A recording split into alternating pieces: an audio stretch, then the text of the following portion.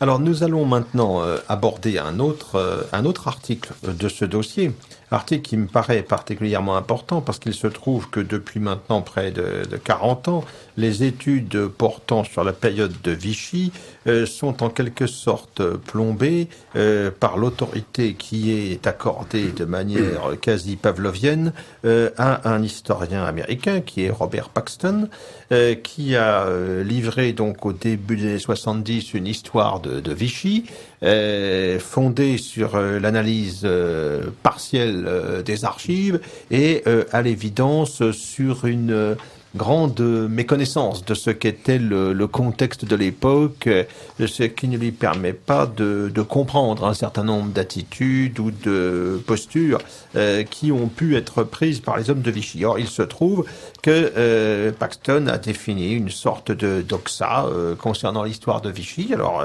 avec heureusement d'autres ouvrages qui sont venus apporter une lumière plus complète sur la question. Je pense à l'ouvrage de notre ami François-Georges Dreyfus en particulier, mais il se trouve que Paxton fait référence donc depuis maintenant plusieurs dizaines d'années.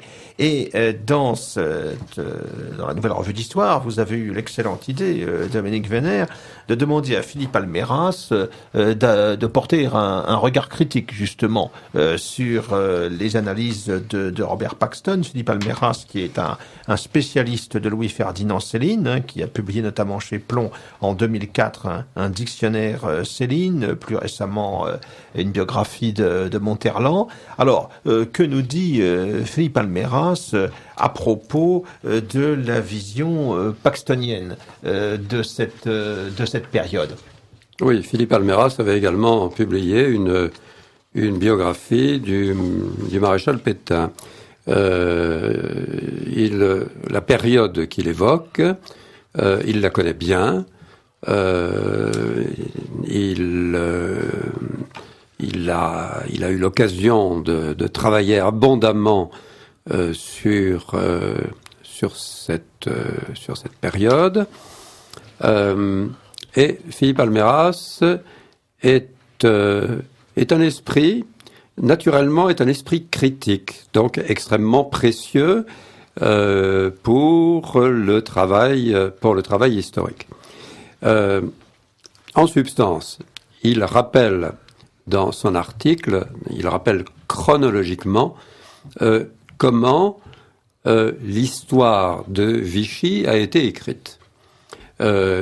En dehors des mémoires d'un grand nombre d'acteurs de la période qui sont publiés dans les années qui suivent la fin de l'occupation, qui suivent la libération, en dehors de ces mémoires qui présentent toujours un intérêt à condition de les lire avec un œil critique. Au-delà de ces mémoires, est publié en 1954 un ouvrage qui va s'imposer par la qualité du travail historique, par la qualité de plume également de son auteur, par la documentation très sérieuse qui était réunie. C'est l'histoire de Vichy de Robert Harron. Robert Harron, à ne pas confondre avec Raymond Aron, bien entendu. Raymond Aron, sociologue, etc. Robert Harron a connu cette époque-là. Pour des raisons d'âge, pour des raisons générationnelles, il faisait partie, avant la guerre, de ces petits cercles que ultérieurement on a appelé les non-conformistes des années 30. C'est quelqu'un qui s'intéressait aux idées, qui s'intéressait aux faits, qui s'intéressait à la vie politique. Il a vécu les premières années de la guerre, notamment en zone sud. Il a participé d'une façon directe à ces années-là. Et ultérieurement, il a rassemblé de nombreux témoignages. Il a réalisé des enquêtes par lui-même, par exemple portant ultérieurement sur l'épuration, à laquelle il aura consacré un livre, etc.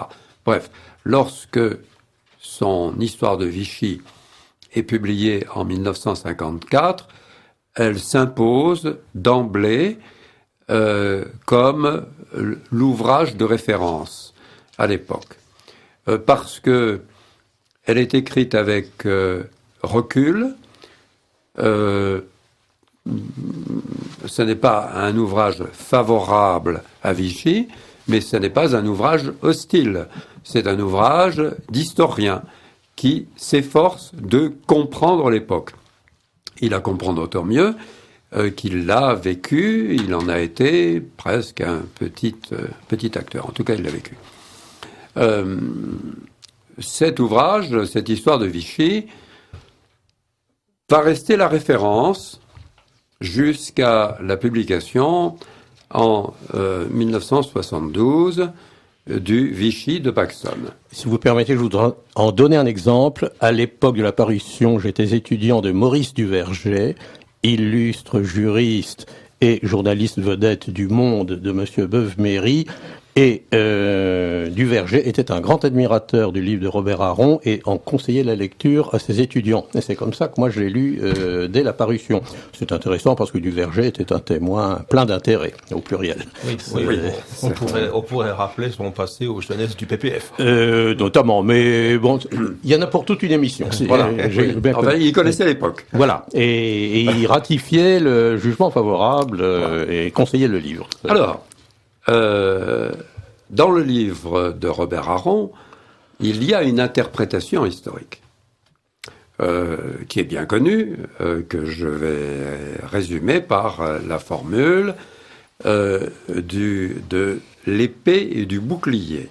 Pendant cette période-là, dit-il en substance, la France a eu à sa disposition un bouclier qui était représenté par le maréchal Pétain, donc qui protégeait la France et les Français sur place face aux Allemands.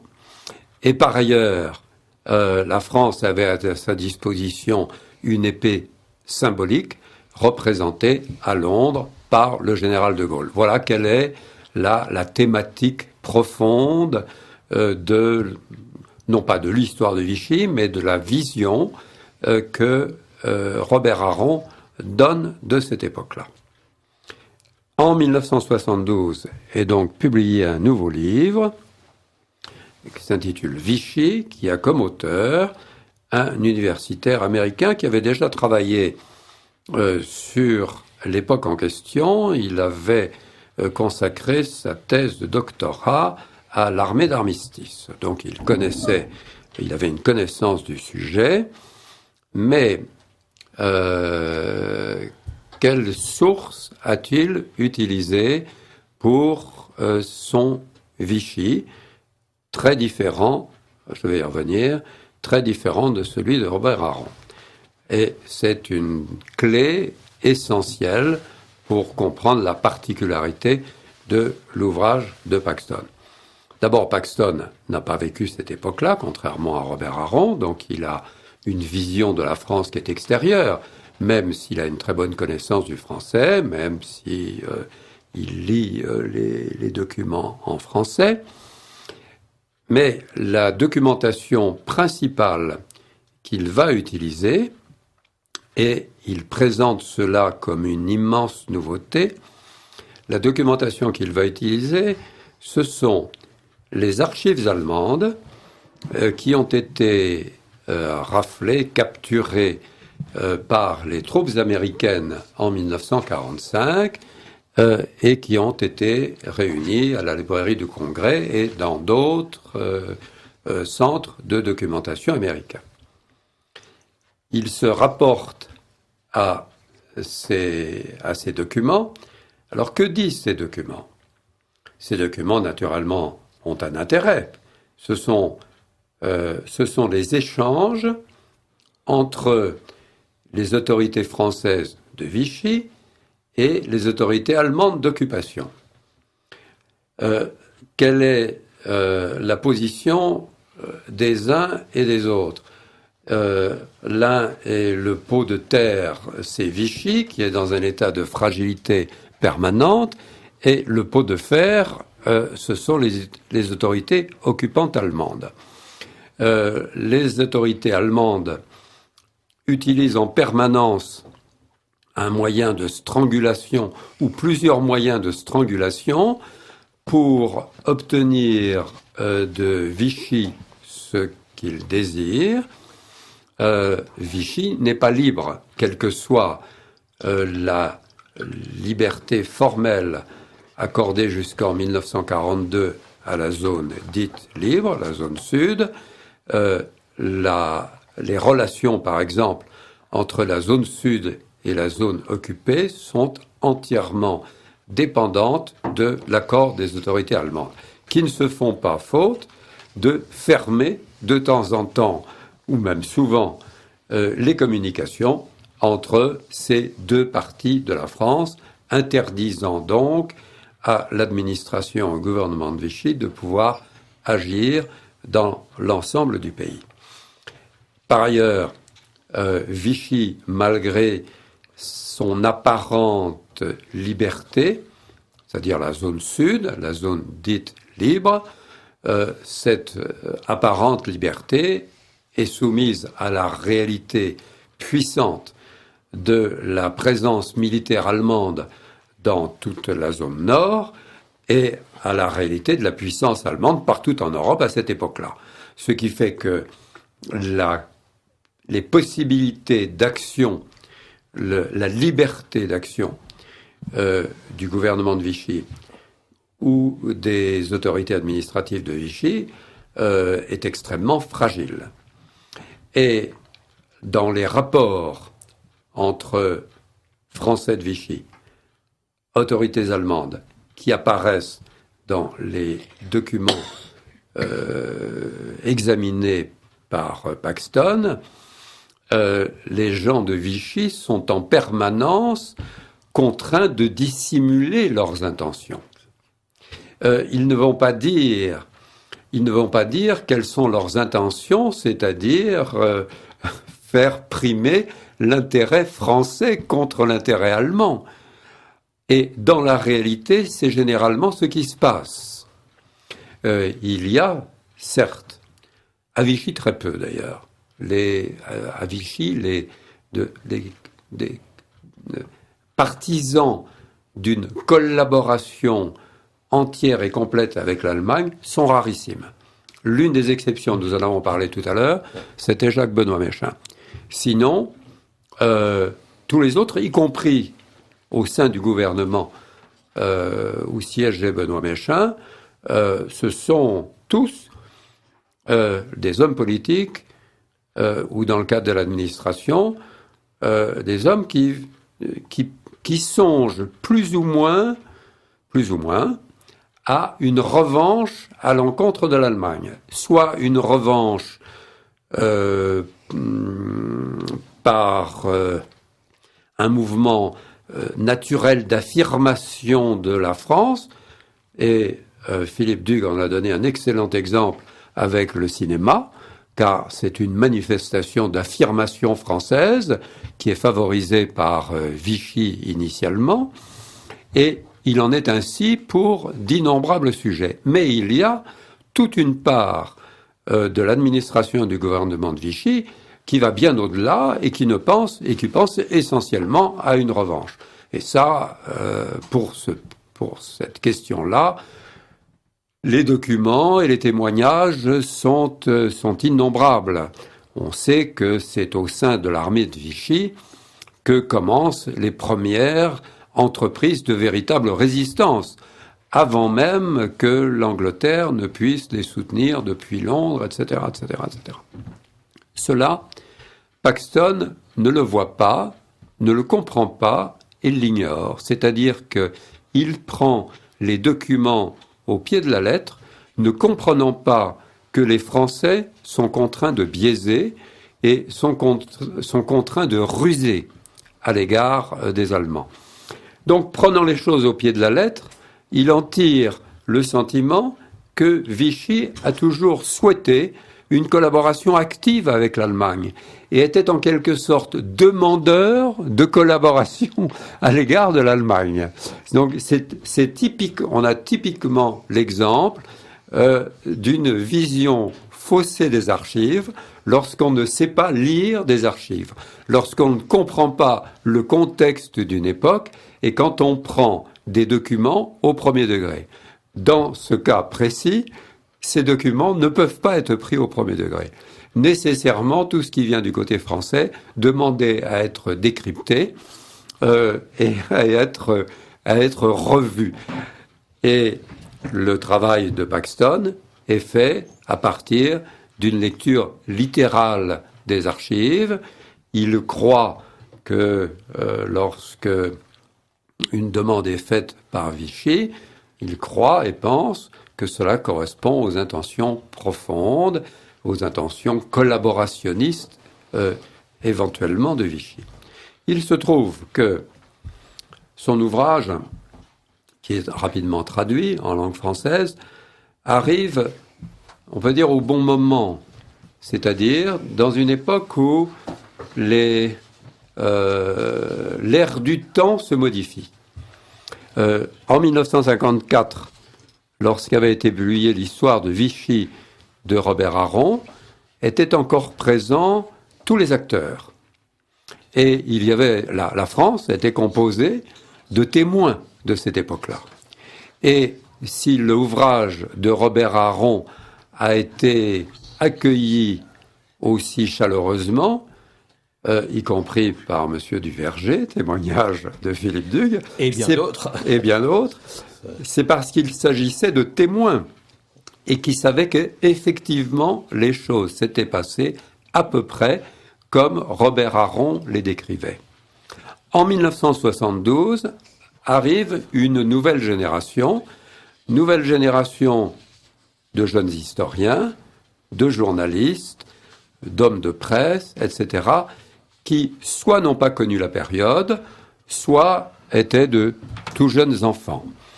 Et par définition, ils sont crédules. Ils sont crédules ou ils ont déjà une opinion a priori. Et l'opinion a priori qui est en train de se développer, ça fait partie de l'ère du temps. Pourquoi les idées changent ? Pourquoi tout à coup perçoit-on les choses d'une façon différente ? Ça fait partie des mystères du changement de l'opinion et du changement de l'ère du temps. Après 1972, l'ère du temps a changé. Il s'est passé plein de choses depuis 1954. Il s'est passé, entre autres, le retour au pouvoir du général de Gaulle en 1958, pendant 10 ans, de 58 à 68, qui a modifié complètement l'appréciation de la période. Le général de Gaulle, c'est bien naturel, avait sa propre vision des choses. Et sa propre vision des choses était extrêmement hostile à Vichy, au maréchal Pétain, entre autres. Et dans ces années-là, c'est la vision du général de Gaulle qui, par la force des choses, il est au pouvoir, ce sont ses amis qui sont au pouvoir, on publie ses propres mémoires, on prête attention à ce qu'il dit, etc., se développe. Donc, je pense que c'est une des raisons importantes, ce n'est certainement pas la seule, mais c'est une raison importante de changement de l'ère du temps. Et Paxton arrive à la suite de cela, et il arrive après mai 68, c'est-à-dire après ce grand bouleversement des esprits, et après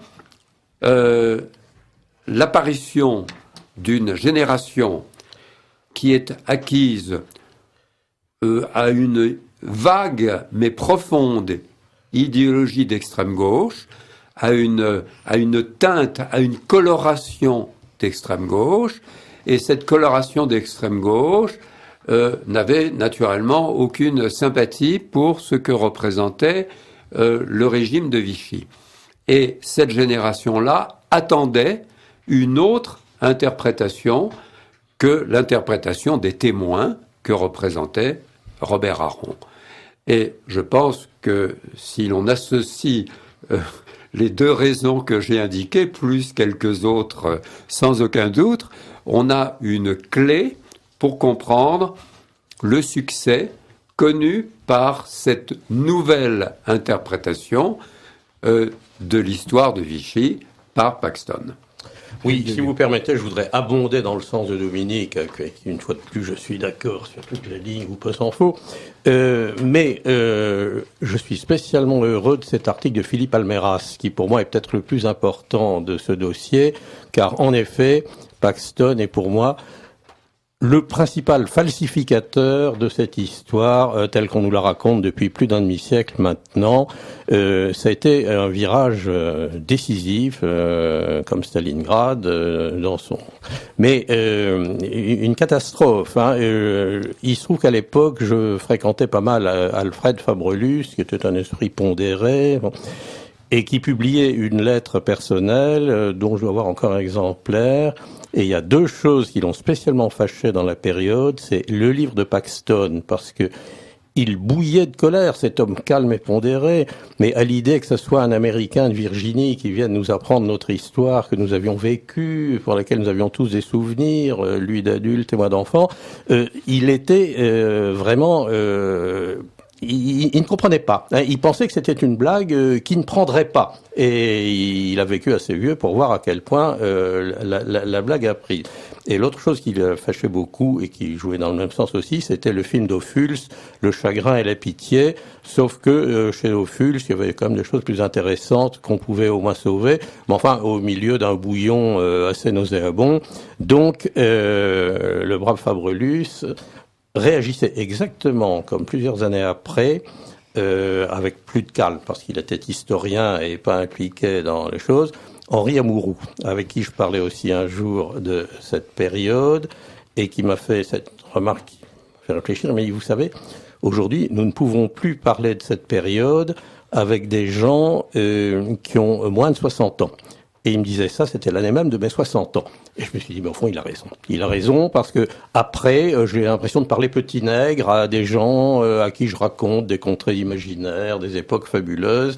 Et là, la réflexion de Moreau, évidemment, était post-paxtonienne. Alors, sur Paxton lui-même, une petite anecdote, mais qui est quand même amusante. Un jour, on a fait une projection au Forum de Paris, je crois, de L'œil de Vichy, film de Monsieur Claude Chabrol, qu'on a peu rappelé ces temps-ci, qui était une sorte de documentaire éminemment falsificateur. Alors pour le coup, c'est une œuvre de faussaire. Hein. Je suis pas sûr. Enfin non, Chabrol était plutôt un sympathiquement foutiste, et je pense qu'il est totalement inconscient de ce qu'il faisait en acceptant ce film, mais dont le texte était écrit entièrement par Robert Paxton et Jean-Pierre Azéma. Et dans le débat, où j'interviens assez vigoureusement, on a voulu m'enlever le micro. Heureusement, j'ai eu un défenseur qui était Assouline, et qui a dit non, ce que dit Monsieur Dugue est intéressant, laissez-le parler. Et j'avais relevé pendant la projection une demi-douzaine de bourdes du film. Et j'étais moi-même dans l'état de Fabrelus après la projection du film d'Ophuls, et les lumières se rallument, et je dis à ma femme, tu as vu ça quand même, dans le débat, et c'est Azéma, quelle ordure. Et elle me fait signe, il arrivait derrière moi, je me retourne, il était la main tendue, et il me dit, ah monsieur Duc, j'ai beaucoup apprécié tout ce que vous avez dit. Je lui dis, écoutez, oui, bon, je veux bien, mais tout de même, dans votre film, il faudrait corriger un certain nombre de choses dont j'ai dénoncé la fausseté. Et alors, je prends un exemple anecdotique, pittoresque, sans gravité, mais qui montre... avec une certaine lâcheté, Azéma me dit « Ah, ça c'est pas moi, c'est Paxton. » Vous savez, comme les colliers pris. Ah, j'ai dit « Si c'est Paxton, eh bien vous direz à Paxton que là, il se trompe aussi. » Mais du moment que Paxton l'avait dit, Azéma, qui avait 1000 façons de vérifier la fausseté de l'assertion, ne l'avait pas fait. Hein, voilà. Et pour en revenir à l'utilisation des archives telles qu'il la conçoit, il y a des choses qui tombent sous le sens. Et là aussi, il faut avoir ignoré cette époque et n'avoir pas vécu en France. Un de mes amis, un vieux, qui avait travaillé dans l'administration à l'époque, me disait, vous comprenez, le jour où un préfet de Vichy avait été obligé d'envoyer un convoi de juifs, il faisait des fichiers comme ceux qu'on a ressortis au procès Papon. Mais le jour où il avait sauvé 80 juifs, il n'écrivait pas sauver 80 juifs aujourd'hui. Et s'il l'avait fait plusieurs fois dans la semaine ou dans le mois, ça explique pourquoi peut-être la population juive de France a été sauvée aux 3/4, alors que dans les autres pays occupés, elle a été exterminée ou déportée, en tout cas aux 3/4. Et des remarques de simple bon sens, aussi simples que celle-là, mais qui éclairent vraiment les faits avec une vérité qu'un théoricien comme Paxton ne peut pas comprendre, s'affiche complètement en l'air tout son propos. C'est pour ça que je suis ravi de l'article d'Almeras qui commence à faire justice d'un malfaiteur de l'esprit public français. Je crois que vous avez utilisé les mots qui conviennent, Philippe. On peut ajouter une chose. Très souvent, en matière historique, surtout à notre époque, mais après tout, peut-être à d'autres aussi, il y a une grande différence entre ce que le public peut apprécier et puis ce qui est apprécié par ce qu'on peut rappeler la classe médiatique ou les faiseurs d'opinion. Et dans le cas précis de cette période, des années d'occupation, Vichy, etc., la période Paxton, c'est également la période Amouroux. Et Amouroux fait un travail d'historien, journaliste historien tout à fait exceptionnel, c'est-à-dire un travail d'enquête, un travail de recherche, de témoignage gigantesque.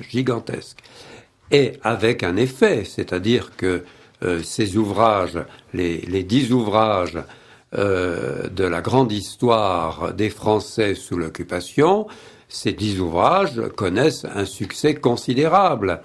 Il m'a raconté à plusieurs reprises qu'il faisait des conférences en France partout, dans des villes de province, avec toujours un public très important et passionné, composé à la fois de survivants de l'époque, mais également des générations suivantes. Les ouvrages d'Amouroux ont connu un tirage très supérieur à ceux de Paxton. Mais Paxton a fourni une doxa. Paxton a fourni une interprétation qui plaisait aux faiseurs d'opinion pour diverses raisons, dont celle que j'évoquais tout à l'heure. Et c'est la raison pour laquelle il est devenu la référence, alors que les ouvrages d'Henri Amouroux ont connu une diffusion, un écho auprès du public qui était plus important que ceux de Paxton. D'autant, pour compléter le tableau, que Paxton avait toutes les podanes universitaires qui, de nos jours, sont ce qui impressionne le plus, alors que le pauvre Amouroux n'était qu'un journaliste intelligent et bien documenté, mais il n'avait pas tous les diplômes de la haute université qui font impression. Ce qui était, je crois bien, si je ne me trompe, le cas de Jacques Bainville, d'ailleurs, qui n'était pas un mauvais historien. Mais bon, aujourd'hui, ça ne suffit plus. Mais oui, je crois que Paxton est arrivé au bon moment pour répondre aux attentes de tout un lobby intellectuel et médiatique inspiré par le gauchisme 68 art dans les grandes lignes, pour imposer une certaine lecture du passé et une certaine lecture de l'histoire. Alors Et nous arrivons au bon moment pour, grâce à Philippe Almeras. Ah oui, là il m'a fait vraiment plaisir cet article.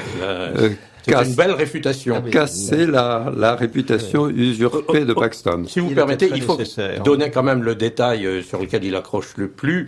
C'est le chiffre de 40 000 soldats militaires d'occupation allemands en France.